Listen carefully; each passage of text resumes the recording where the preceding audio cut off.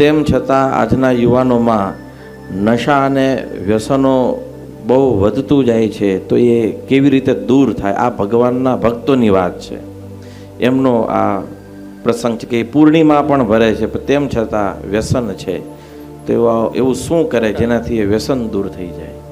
એટલે પૂનમ આપણે ગમે એટલી ભરીએ, બીડી ન છૂટે. પણ હું ગેરંટી આપું છું, કોઈ સાધુ હારે જો હેત થઈ જાય અને એનો સત્સંગ કરવા માંડે તો બીડી તો હું ડ્રગ્સ પણ છૂટી જાય. ગુણાતાન સ્વામી કીધું હેત વગર, મહારાજે કીધું હેત થયા વગર કોઈ દાડ કાંઈ છૂટતું. એટલે સંતોની સાથે જો હેત તો સજ્જન ભગવાનનો ભક્ત હોય એની સાથે જો હેત થઈ જાય તો 100% ભગવાનની હારે જોડાઈ જાય, જોડાઈ જાય, જોડાઈ જ જાય.